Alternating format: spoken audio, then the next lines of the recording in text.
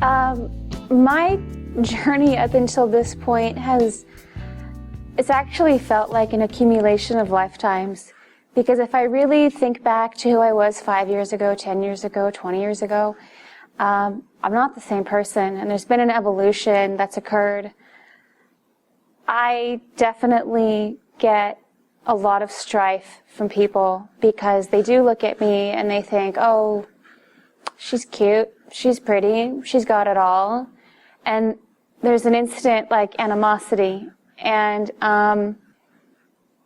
what they don't realize is that there's so much more beyond just the surface.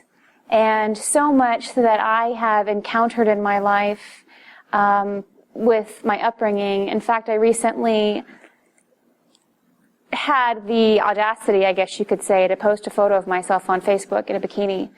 And I basically just said, you know, this is me. And I have hated my body for 20 years. I've had body dysmorphia pretty much my entire life.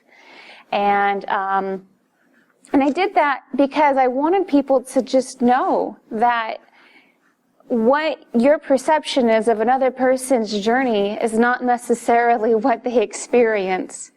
And every day that I wake up, even on a good day, I still feel slighted that this is the body I have.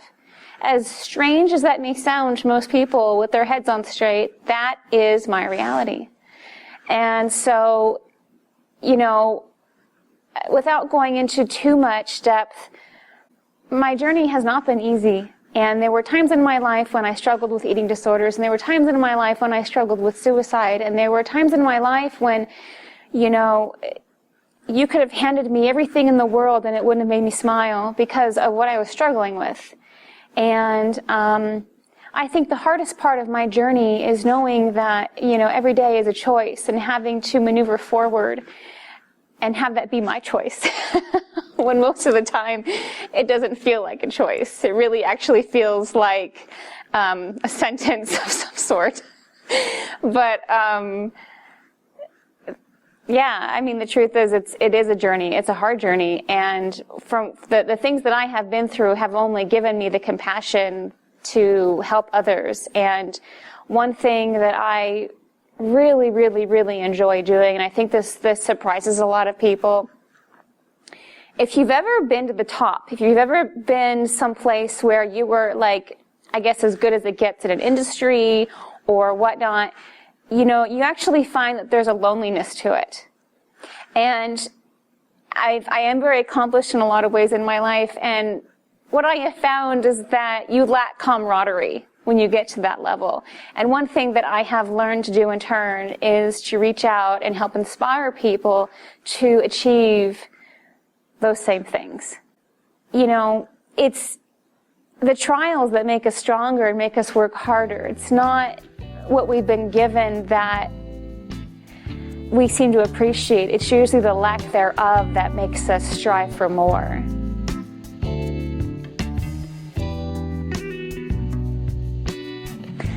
If someone had approached me with, you know, a question as to whether or not they were struggling with an eating disorder, you know, I wouldn't pry so much, but the thing that I would definitely have them ask themselves is what's going on beyond the food, beyond the eating disorder, because beneath every control issue is a reason where you are feeling a lack of control, and that's why you take it out on the body, on the food. I mean, it's really like a secondary effect to something else. And so that's one of the things that I would have them maybe address. For me, when I was overcoming my eating disorder, it really boiled down to this is not working. I wasn't able to maintain the results. And I kind of feel blessed because what happened to me, and this is the advice that I would give, is that my body started rebelling on me. So the more I tried to control it, the less control I actually had. I've never been blessed with the opportunity to control anything full throttle. So I kind of had to surrender to that fact. And what I learned through that experience was how to trust my body's wisdom. So from a purely, physical standpoint of just the food, just the body, yeah, I had to learn to read my body's intuition. You know, what is enough? What do I need? What do I not need? What is nutrition? What is not considered nutrition?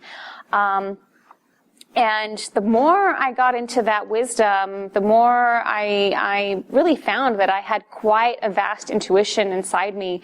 And the need to abuse my body, it dwindled. It kind of just fell away over time.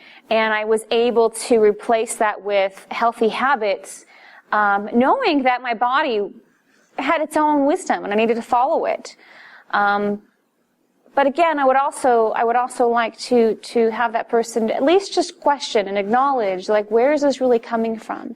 Because the last thing that you want is to then supplement that habit with something else and to take out that control issue on something else.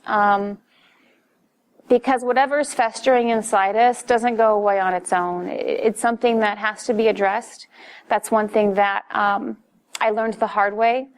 And even though I had conquered the eating disorder, it probably wasn't until my early 20s, until I really learned about emotional states and how you can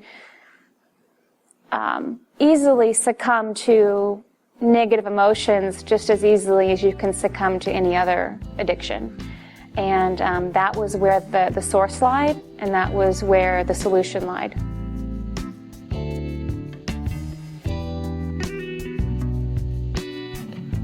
I guess it's almost an oxymoron, or I don't know what word you'd use to describe it.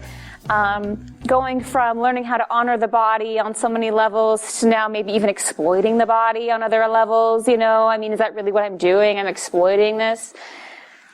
But what I found when I started pole dancing was it actually triggered a part of the soul that my 10, 15 years of yoga had never touched. Because it hit a level of the subconscious that doesn't really get a lot of exposure. What I found were these amazing women who were taking the most vulnerable part of themselves and they were literally transforming it into the strongest part of their being. And to me, that equates to empowerment. And how could I not be a part of a potential consciousness shift? Going from a seedy strip club act to now, this form of exercise that literally helps empower women, not just women, but even men, touching on parts of their psyche that normally they would never hit.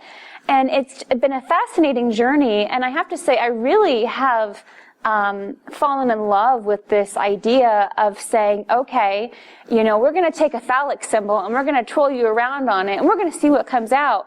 And at the end of the day, it's different for everyone. Women who have been sexually abused, women who have been denied, intimacy in their marriage. It brings up all these issues and it gives them an opportunity to move through and take ownership of them in a way that nothing else could. And not only that, they are able to be exposed. So it kind of forces you into this place of, okay, I'm now exposing myself emotionally, but physically too. What am I wearing? A bra and little shorts? Okay. So all of those issues come forward. And I'm the first to admit that, being a gymnast and being acrobatic is something I could do in my sleep. When I was first learning, though, how to do more sensual movements, I personally started to crumble. It was definitely eye-opening for me, even this woman who is, trying to empower an entire generation of women to another level. I was the first to admit that it definitely hits you on an unconscious level and will force you to deal with those issues. And, I really do love breaking that stigma. I have said this so many times. I know more women who strip in clubs who have never pole danced. And I know more women who pole dance who have never stepped foot in a strip club. So the idea that they're one and the same it's not even valid anymore because it has so outgrown that stereotype. And being a part of this shift. It's I wanted to be the pioneer behind it. I wanted to be the front runner with this magazine saying, no, these are beautiful people. These are inspiring people. Look, this woman, Zariah, she's a mother of 2 and she's gorgeous. And, look at this one, she lost 200 pounds. And, oh, look at this woman. She was suffering from autism and she was able to, get on a spinning pole and reset her brain frequency through it. So there's so many stories, and it's like, I could go on and on about the magic behind it, but at the end of the day, it's like, am I exposing or, am I empowering? It's a fine line I walk, but I do have integrity enough to know within myself what the consciousness is of the magazine, and I enjoy being able to bring that to the forefront of a new generation.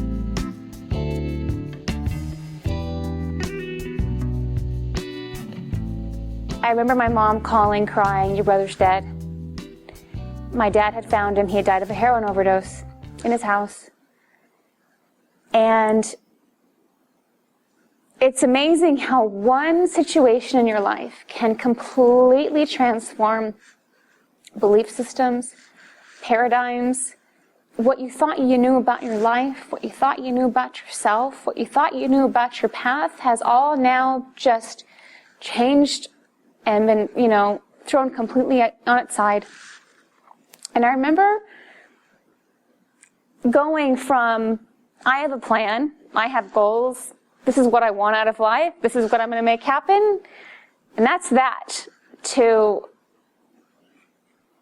literally just feeling like I had lost everything in a heartbeat. And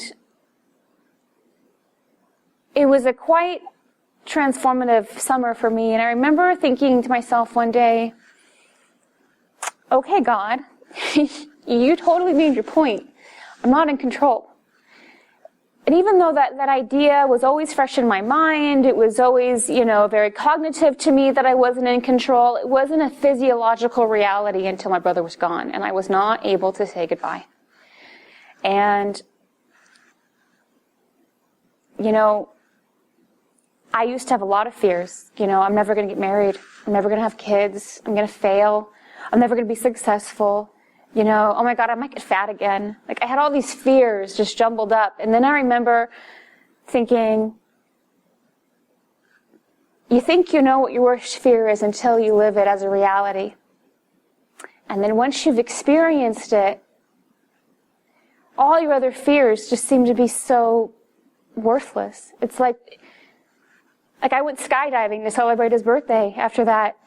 I would have jumped out of a plane in my life, except that all of a sudden I didn't have any fear. And it wasn't a carelessness that came out of me. It was the idea that if my life can change in an instant, then why would I allow these preconceived ideas of what my life is supposed to look like navigate this reality that I'm obviously not in control of? So now it's like, I don't care if I get married. I don't care if I have kids. I don't care if I succeed. I don't care if I fail. Like, all of a sudden, all of those things that once threatened my identity don't bear any weight on it anymore, because I've already lost something so precious to me that I'll never get back. And I survived, and I'm fine. In fact, I remember I got into a relationship very quickly after that, someone I'd already known, and I remember one day he was almost offended that I wasn't, so devastated if we had broken up. Like, oh, what would happen if we broke up? And I was like, well, if we break up, we break up. And that fear of loss just wasn't there anymore, because I'd already lost. And so I don't know that it's made me more courageous, but you have to keep going. That's your only option. And you have to keep experiencing. And maybe I'm destined to have a family. Maybe I'm destined to be a multimillionaire. Maybe I'm destined to be destitute. I don't know. But, all I can do is wake up every day and give it my best. And there are so many elements out there that I cannot control. I don't want to say I'm a victim to them, but I used to think, okay, well, if I can just figure out the seed of why I attracted this, then I can unravel it and never attract it again. Until I lost my brother, and then I realized that was his karma, and it heavily, heavily, heavily affected my life. You know, so much of what's going to happen to you is going to happen to you, and there's nothing you can do about it. There's absolutely nothing you can do about it except to persevere.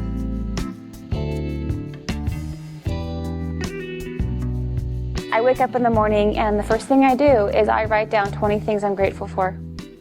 That's something that has become very special to me, and it has become a habit. Like, I do it every single day. It's like, okay, where's my 20 things? I got to write them down, and I have a journal, and, you know, it's like, you know, they say it takes 30 days to develop or break a habit, and it's true. Like, I literally will kind of go a little, I get nervous. Like, if I've gone all day and I haven't had a chance to write them down, like, you know, if something happened and I wasn't able to do it in the morning, it's only been a couple of times, but yeah, it's important to me. It's very important to me that I make an effort to bring my attention to the things that I am grateful for every day, because, you know, it can always get worse.